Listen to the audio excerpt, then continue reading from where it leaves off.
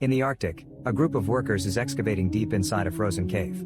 Suddenly they find something stuck inside the ice, so they cut a big block to get it out and then a helicopter takes it to a lab. The scientists immediately send a fax to the excavation company, explaining there's been a very important archaeological discovery and requesting to stop the drilling. They also ask for a specialist to study whatever is inside the ice block. Sometime later, anthropologist Stanley arrives at the lab. He's a doctor familiar with the Arctic because he's been studying the history and culture of Eskimos. Stanley is introduced to Dr. Diane and the other scientists, who believe they've found some prehistoric animal. In 1898 the Russians found a mammoth with still viable cells, so they have high hopes for their discovery. Then the group uses a laser to very carefully cut the ice block layer by layer to avoid any damage to the creature. To their surprise, the being inside isn't an animal, it's actually a Neanderthal. Stanley analyzes his appearance and concludes he's a hunter who lived around 20 to 40,000 years ago. He wants to take a closer look, but Diane explains that their goal is to cut the caveman into pieces and send them to the best research centers in the world.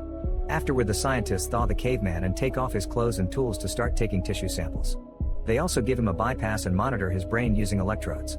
The tests indicate that the Neanderthal cells and organs are in perfect condition, and Diane theorizes that ancient humans had cryoprotectants, which are special cells that prevent crystallization.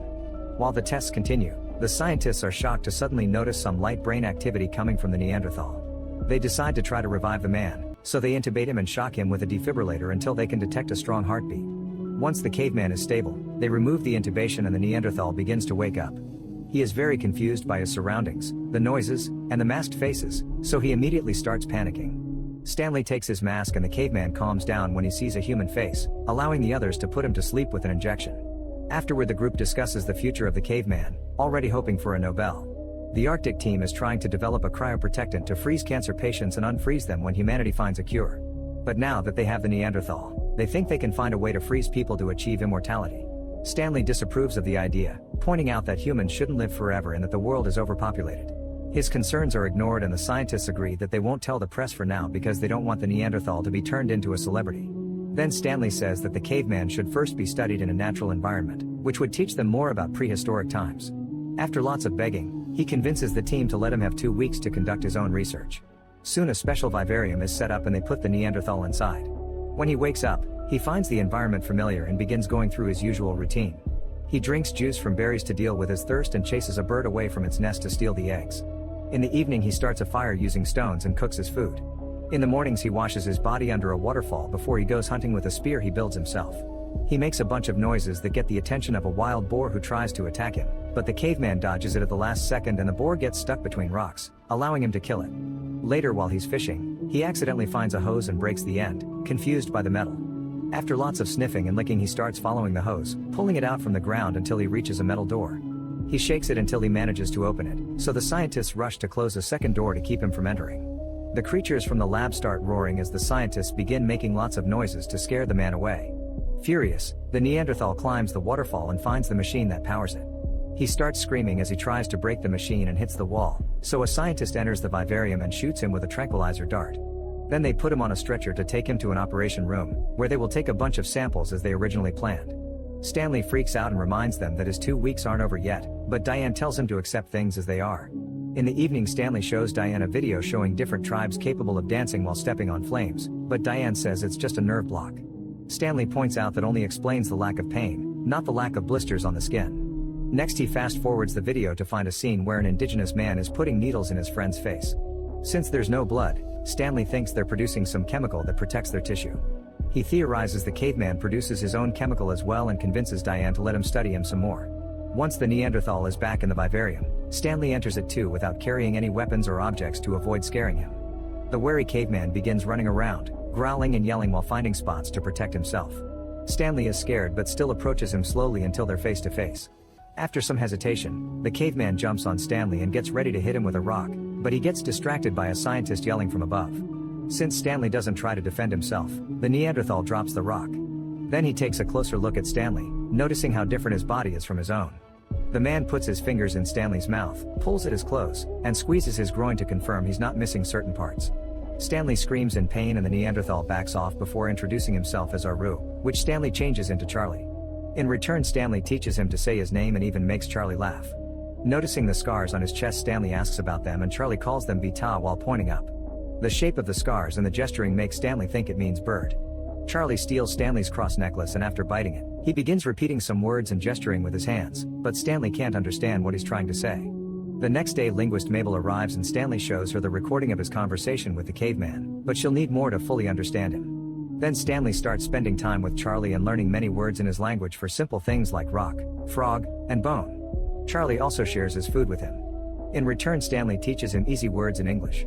Mabel watches everything on the cameras and is impressed by Charlie's extensive vocabulary. One night while they sit by the fire, Stanley starts singing a song. Charlie likes it and encourages him to keep going.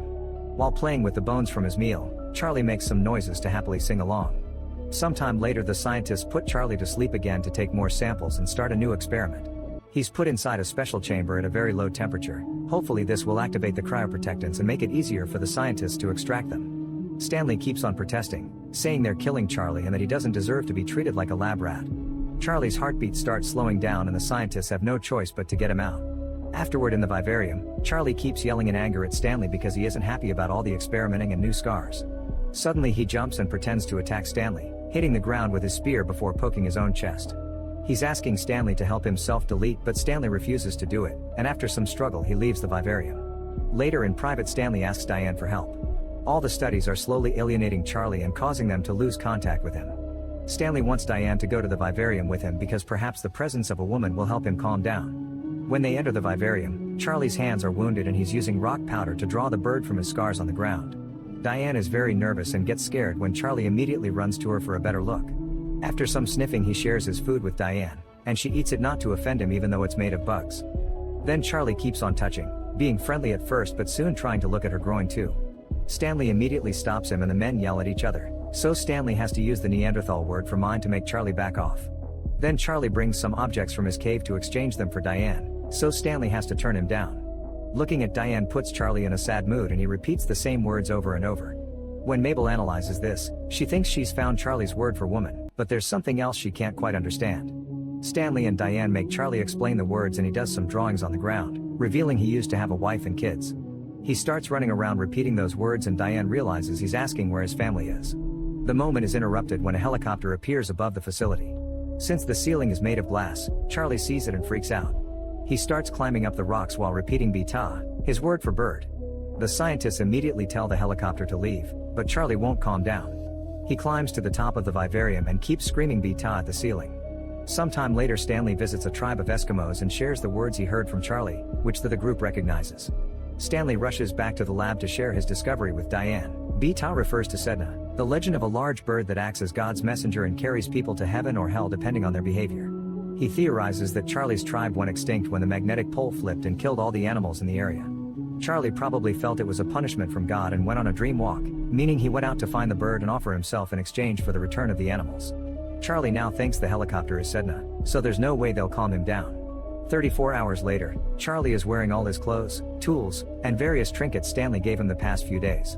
He also uses crushed berries as paint to decorate his skin. Charlie never stops chanting, obviously eagerly waiting for the return of his god. Whenever Stanley enters the vivarium, Charlie hides until he's gone, refusing to communicate. One afternoon, Charlie takes the stairs and after watching Stanley so many times, he knows he must press the button. He enters the lab and carefully sneaks around, making sure the scientist won't see him. When he reaches an empty corridor, he finds a mirror and starts growling at his own reflection. Thinking the other man is challenging him, Charlie breaks the mirror with his spear. Then he hears a voice in the speakers and runs through the corridor in fear until he reaches the room with all the lab animals. As he checks out the bird, the bear growls, so Charlie keeps on moving. As he tries to take the next corridor, he crashes against the glass doors. He quickly tries again and the doors open automatically, allowing him to enter another room. At that moment he gets scared when he hears a vehicle moving, so he hides behind a copy machine. However, Charlie accidentally activates it and gets afraid again, so he runs. After getting startled by the elevator, he enters a lab and breaks a jar with acid, which slightly burns his hand. At that moment the scientists turn off the lights, causing Charlie to panic. He starts climbing on the furniture, only to keep slipping and breaking equipment. A scientist hears the noise and comes inside as he turns the lights back on. Charlie is startled again and immediately attacks, killing the man with his spear.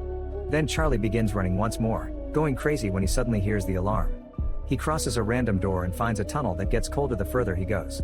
When he finds the fire exit, he quickly goes through it and finally makes it outside. He sees the helicopter and chases after it, so the pilot hits him with the skis to knock him out. The scientists finally show up and rescue Charlie, bringing him back inside. Moments later they look at the x-rays, which confirm Charlie has no broken bones or head injuries. The scientists are furious with Stanley, blaming his research for the death of their colleague. They announce the experiments are over and Charlie will be transferred to another facility. Stanley tries to explain Charlie will die if he's kept in a cage, but his concerns are ignored. Refusing to give up, he secretly makes a deal with the guy guarding the door. Soon Stanley enters the vivarium with a bunch of furs. Once Charlie is properly protected from the cold, Stanley takes him out for a walk. The scientists realize they're missing and go looking for them by following their footprints in the snow. As the duo keeps going, the ice shelves start falling and a crevasse suddenly opens in the ground, separating Stanley from Charlie. When the helicopter finally finds them, Charlie gets excited and yells "Beta" before jumping. He manages to hold on to the chopper's skis and happily chants during the flight. One of the pilots tries reaching for him, so Charlie lets go of the skis and falls, gliding for a few miles in a rather good mood before he meets his end. Make sure to subscribe and turn on notifications so you can watch more videos like this. Thanks for watching.